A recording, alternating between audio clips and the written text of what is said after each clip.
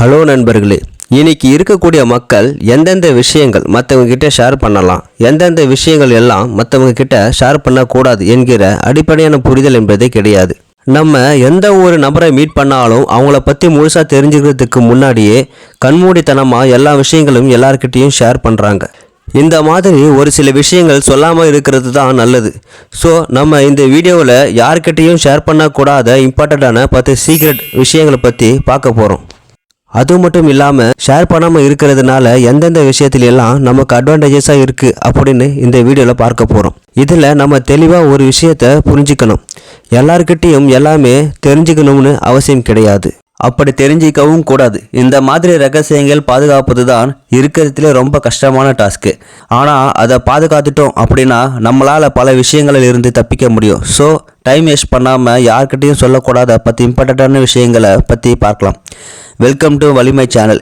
நம்ம சேனலுக்கு இப்போ தான் நீங்கள் புதுசாக வந்திருக்கிறீங்கன்னா இந்த வீடியோவுக்கு லைக் போட்டு நம்ம சேனலை சப்ஸ்கிரைப் பண்ணுங்கள். Number 1, your relationship. நீங்கள் யார்கிட்டையுமே ரிலேஷன்ஷிப் இருக்கிறீங்கன்னு எப்போவுமே வெளியே சொல்லக்கூடாது. அதுக்கு முன்னாடி டீனேஜ் ரிலேஷன்ஷிப் பற்றி பார்க்கலாம். டீனேஜ்னால் நம்ம எல்லோருக்குமே தெரியும், 13லேருந்து 19 ஏஜ், இதுதான் டீனேஜ்னு சொல்லுவோம். இந்த ஏஜில் தான் லவ், அஃபெக்ஷன், க்ரஷ் இதெல்லாம் வரும். அது மட்டும் இல்லாமல் இந்த வயசில் தான் அதிகமாக ஹார்மோன்களும் சுரக்கும்.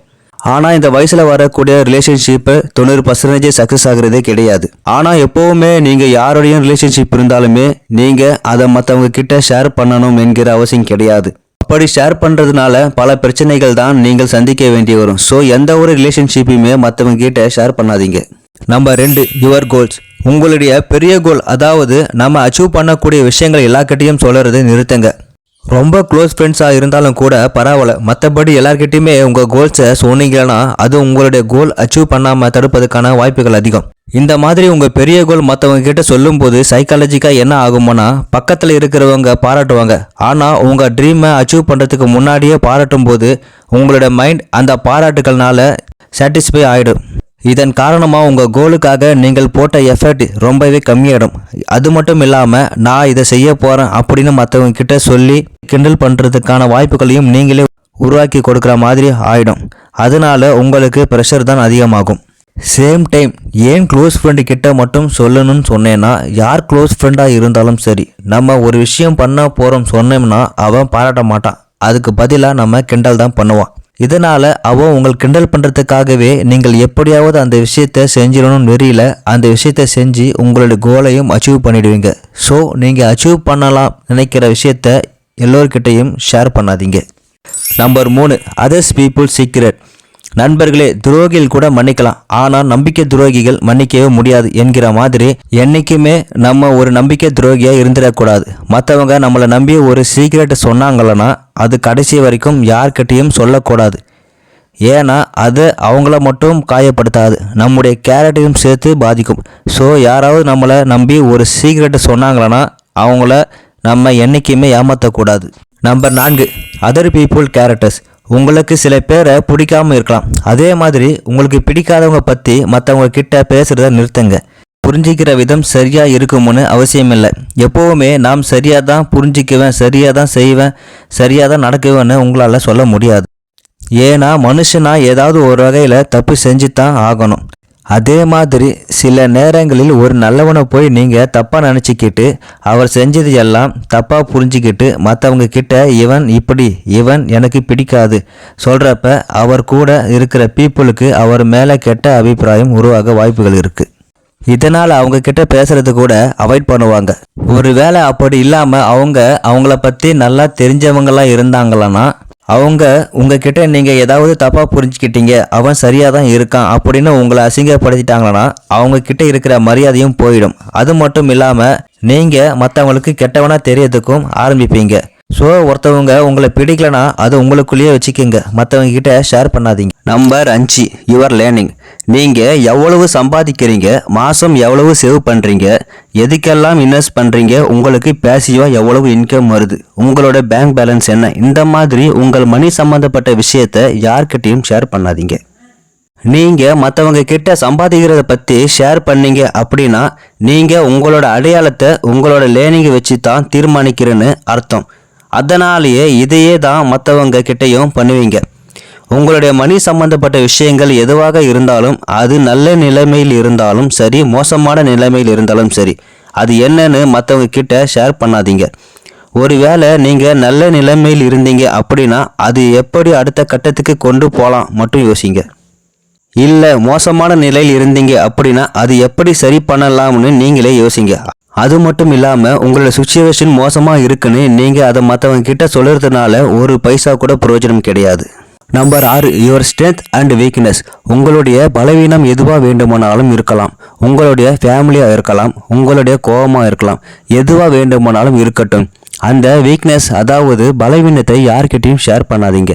ஏன்னா உங்களை பிடிக்காதவங்க உங்களை கஷ்டப்படுத்துறதுக்காகவும் மற்றவங்களை முன்னாடி கோவப்படுத்துறதுக்காகவும் அவங்க உங்கள் பலவீனத்தை அட்வான்டேஜஸாக யூஸ் பண்ணுவாங்க. எடுத்துக்காட்டா, கோவம் தான் உங்கள் பலவீனம்னா என்னைக்குமே உங்களை கோவப்படுத்தி மற்றவங்க முன்னாடி உங்களை கெட்டவனாக தான் போற்ற ட்ரை பண்ணுவாங்க.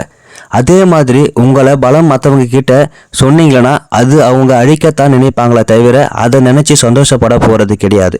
ஸோ உங்களை பலவீனம் என்னதுன்னு மற்றவங்க கிட்ட ஷேர் பண்ணாதீங்க. உங்களோட ஸ்ட்ரென்த் அண்ட் வீக்னஸை உங்களுக்கு தெரிஞ்சால் மட்டும் போதும். Number 7, your past. கடந்த காலம் என்கிறது ஒரு முடிஞ்சு போன விஷயம். அதை திரும்ப நிகழ்காலத்துக்கு கொண்டு வரக்கூடாது. அப்படி அந்த கடந்த காலத்தில் நடந்த விஷயங்கள் எதுவாக இருந்தாலும், நல்லதாக இருந்தாலும் சரி, கெட்டதாக இருந்தாலும் சரி, யார்கிட்டையுமே ஷேர் பண்ணாதீங்க. முக்கியமாக நீங்கள் கடந்த காலத்தில் செஞ்ச தப்பு இல்லைனா நீங்கள் பேசின போய் இதை எதையுமே சொல்லக்கூடாது. ஏன்னா உங்களை கூட இருக்கிற எல்லோருக்குமே நீங்கள் சொல்லுற விஷயம் நீங்கள் சொன்ன விதத்தில் தான் புரியுதுன்னு சொல்ல முடியாது. நீங்கள் ஒரு விதத்தில் சொல்லியிருப்பீங்க, ஆனால் மற்றவங்க அதை வேறு விதத்தில் புரிஞ்சுப்பாங்க. அதே மாதிரி நீங்கள் கடந்த காலத்தில் செஞ்ச தப்பை மற்றவங்க கிட்ட சொல்லும்போது சில பேர் பரவாயில்லை இவன் இப்போ எப்படி இருக்கான் என்பது தான் முக்கியம், கடந்த காலத்தில் எப்படி இருந்தால் என்பது முக்கியம் இல்லை அப்படின்னு மெச்சூராக நடந்திருப்பாங்க. ஆனால் சில பேர் பார்த்தீங்கன்னா உங்களுடைய கடந்த காலம் வச்சு உங்களை தப்பாக எடை போட ஆரம்பிச்சிருவாங்க. உதாரணமாக, கடந்த காலத்தில் உங்களை முழுசாக நம்பின ஒருத்தருக்கு நீங்கள் அவங்களுக்கு தெரிஞ்சோ தெரியாமலோ துரோகம் பண்ணியிருக்கலாம். ஆனால் அதுக்கப்புறம் நீங்கள் தப்பை உணர்ந்து திருந்திருக்கலாம், இல்லைனா அதற்கான கஷ்டத்தை அனுபவிச்சிருக்கலாம். பட் இதை பற்றி நீங்கள் மற்றவங்க கிட்ட ஷேர் பண்ணும்போது சில பேர் பெருசாக எடுத்துக்க மாட்டாங்க. ஆனால் சில பேர் உங்கள் மேலே நம்பிக்கை இழந்து இனிமேல் உங்கள் மேல் நம்பிக்கையே வராத சூழ்நிலைக்கு ஆளாக்கப்பட்டுருவாங்க. அவங்களுக்கே துரோகம் பண்ண மாதிரி ஏன் அவன் நம்மளுக்கு துரோகம் பண்ண மாட்டான்னு ஒரு சந்தேகம் அவங்களுக்குள்ளே ஏற்பட நம்மளே காரணமாயிடுவோம். ஸோ கடந்த காலத்தில் நடந்த தப்பான விஷயங்களில் இருந்து நீங்கள் கத்திக்கிட்டு அந்த விஷயத்தை மறக்கணும். அது மட்டும் இல்லாமல் மற்றவங்க கிட்ட ஷேர் பண்ணக்கூடாது, அது என்னவா இருந்தாலும் சரி.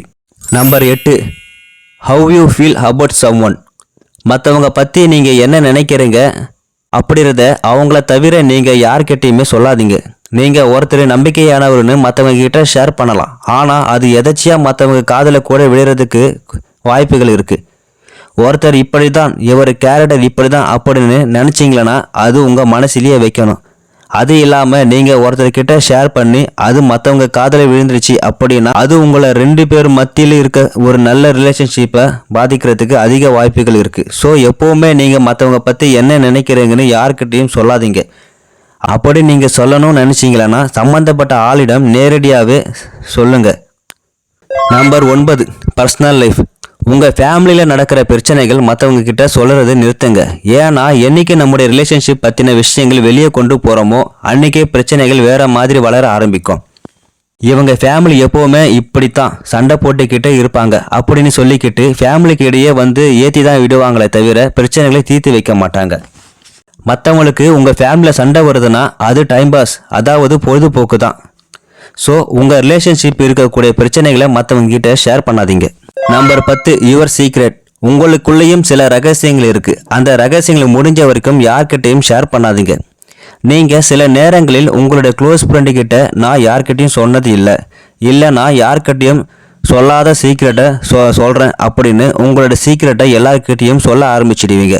ஸோ சீக்ரெட் என்கிறது சீக்ரெட்டாக தான் இருக்கணும். உங்கள் சீக்ரெட்டாக வைங்க.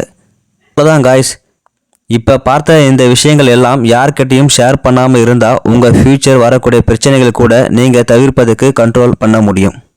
இந்த வீடியோ உங்களுக்கு பிடிச்சிருந்தா என்னோட சேனலை லைக் பண்ணுங்கள், ஷேர் பண்ணுங்கள், சப்ஸ்கிரைப் பண்ணுங்கள். நன்றி நண்பர்களே, நன்றி, வணக்கம்.